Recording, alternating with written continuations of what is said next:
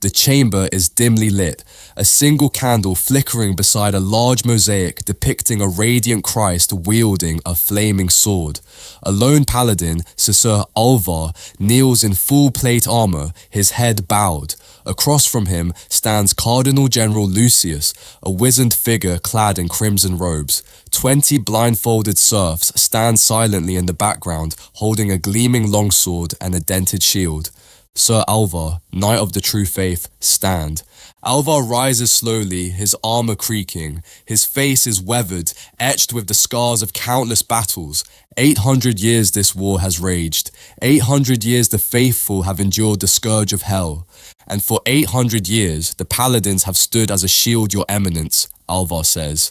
A shield, yes, but one that grows ever thinner. You, Sir Alvar, are one of the last 9 who stand against oblivion.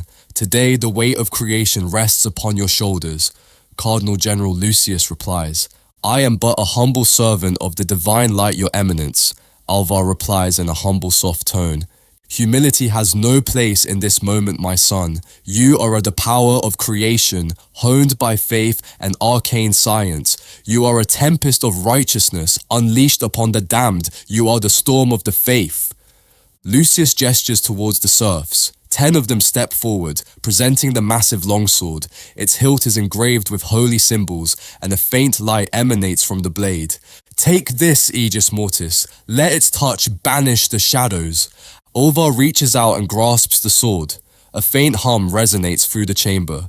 The intel from your last foray is grim. Demonic incursions have intensified near the western gate of Gehenna. They plan a major offensive.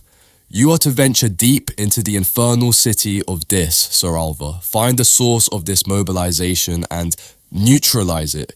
It will be done, your eminence, Alvar replied. Remember, Sir Alvar, you are venturing beyond the veil. The fires of hell will test you. Lucius reaches into his robes and withdraws a small vial filled with a glowing liquid. Per istam sanctam unctionem et suam pissimam misericordiam, indulgat tibi dominus quidquid per cogitationem, verbo opere peccavisti. The dangers you face are unlike any you have encountered. Therefore, I bestow upon you a final blessing. He kneels before Alvar, his aged face etched with concern. The cardinal, in a whisper, says, Drink deeply, paladin. May the last rites grant you solace, should you fall in the service of God and man. Dominus vobiscum. Per istam sanctam unctionem et suam pissimam misericordiam, indulgat tibi dominus quidquid per cogitationem, verbo opere peccavisti. Dominus Jesus Christus, qui te voluit esse beatum et sanctum, ipse te sanet, et a quibus vis infirmitatibus mentis et corporis libere, et vitam aeternam tibi prestare dignatur. Amen. Alvar takes the vial and uncorks it. He hesitates for a moment, then downs the glowing liquid in one gulp. A faint warmth spreads through him. Lucius places a hand on Alvar's armored shoulder. May the blessings of the Metachrist shield you. May your faith be your armor, and your blade a beacon of hope in the darkest abyss for God and humanity. Lucius steps back, a flicker of sadness in his eyes. The serfs present the shield, and Alvar dons it with practiced ease. Go now, paladin. Go with the fury of a righteous storm. May your return bring solace to a weary world. Alvar turns, his figure radiating an aura of power and purpose. He strides out of the chamber, leaving the Cardinal General shrouded in flickering shadows. Within the shadowed holy sanctuary of Castel Sant'Angelo, they wait. Cloaked in solitude, they hone their skills and unstoppable spirit, their bodies and souls forged into instruments of divine wrath, ever vigilant for the call to arms. When darkness descends and humanity teeters on the brink, these chosen few rise to the challenge, their righteous fury ablade, and they plunge into the heart of perdition, a realm where nightmares bleed into reality. They are the paladins of faith and the titans of humanity against evil. Ancient tomes speak of a time before the Great War, a time when humanity basked in a golden age. But from the shadows came a creeping darkness, a tide of monstrous beings hungering for our world. In that desperate hour, humanity rose to meet the threat. Among them emerged the giant warriors of unparalleled skill and devotion, blessed by the divine and imbued with otherworldly power. These were the first paladins. For 8 centuries, the faithful have waged a seemingly unwinnable war. An unholy gateway to hell spews forth demonic legions, and its infernal aura turns all but the most resolute heroes to ash. Within this fiery prison lurk the damned souls and monstrous devils that threaten all creation. In the shadows, the church has crafted a desperate answer: the Paladin program. These warriors are the pinnacle of the Mendelist Order's bioengineering prowess. Their purest blood, infused with forbidden science, flows through their veins. Paladins are paragons of physical prowess and unwavering faith. They can not only withstand the infernal influence of the Hellgate, but also venture into its nightmarish depths to combat evil at its source. They are near-perfect communicants, for in their veins flows the purest blood that the Metachrist program has been able to produce. Paladins are warriors with such physical stature, some reaching a height of 17 feet, and inner holiness that they can not only approach Jerusalem's Vale of Tears, but also enter the very gates of Inferno and undertake missions within hell itself, and return to tell the tale. People say that each represents the near perfection of human form, both mind and body. Originally, 12 paladins were humanity's champions. Now, only 9 remain. 2 fell defending God's creation, and whispers of a traitor plague the church halls, though they vehemently deny such heresy. Despite tireless efforts, the Mendelist Order has failed to create a single new paladin in centuries. The paladins represent the height of human potential and are unreplicable even after 800 years of war. Centuries of brutal conflict have honed these legendary warriors into near-perfect beings. Their bodies, however, bear the gruesome marks of countless battles. Paladins reside in hidden chambers beneath the holy Castel Sant'Angelo, waiting for the call to action from the enigmatic Council of Saints. When word spreads that a titan of the faith walks the battlefields, armies of pilgrims and warbands follow the paladins on their lone crusades.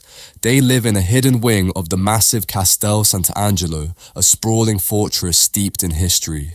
Within the walls, they train, meditate, and prepare for their call to duty. These halls are no ordinary barracks. They are steeped in a sense of sacred duty, with hallowed chambers for prayer and training grounds designed to push the limits of human potential. The paladins live a life of austere solitude. They have minimal contact with the outside world. Their focus is solely on honing their skills and strengthening their connection with the divine. Though some may see this as isolation, the paladins view it as a necessary purification, a way to strip away distractions and become the instruments of holy wrath they were meant to be. Peace within the hallowed halls is a fragile thing. Deep in the bowels of Castel Sant'Angelo lies a hidden chamber, a nerve center that monitors the ever-shifting tides of war. Here, a select few vigilantly watch and wait. When whispers of a breach in the veil between worlds reach these ears, or when tendrils of darkness begin to seep into the mortal realm, a single, chilling message echoes through the halls. The time has come. When summoned, a paladin emerges from their solitary confinement and kneels before a sacred mosaic depicting the militant Christ the Lion. Blind and eunuch monks, chosen to avoid temptation or impure thoughts, prepare the paladin's armor and weaponry. Finally, a cardinal general delivers the mission briefing, a final act before the paladin embarks on a perilous journey into the fiery heart of hell. Donning the paladin's armor is the final act of preparation. This is no ordinary suit of steel. It is a marvel of faith and technology, a fusion of sanctified materials and arcane knowledge. Secrets shroud the forging process, which is said to involve the sacrifice of rare artifacts and the blessings of powerful relics. They go to their arming chamber and kneel at the center of the mosaic of the militant Christ the Lion. The Cardinal General briefs them on their mission, and he arms and armors them with blinded and gelded serfs to prevent the church servants from looking at the paladin with impure eyes or carnal desires. Should they perish, the Cardinal Generals administer the last rites prehumously, as no mission in Gehenna is more perilous than war. The armor itself is a marvel of craftsmanship. It has an otherworldly sheen, with intricate symbols of faith etched into its surface. Beyond its impressive defensive capabilities, the armor is believed to possess otherworldly properties. It can deflect blows of unimaginable force, and some rumors whisper of the ability to project a protective aura that bolsters the courage of allies and weakens the resolve of foes. As the paladins arm each piece of armor, they experience a surge of power. Their armor becomes a shield, an extension of their righteousness.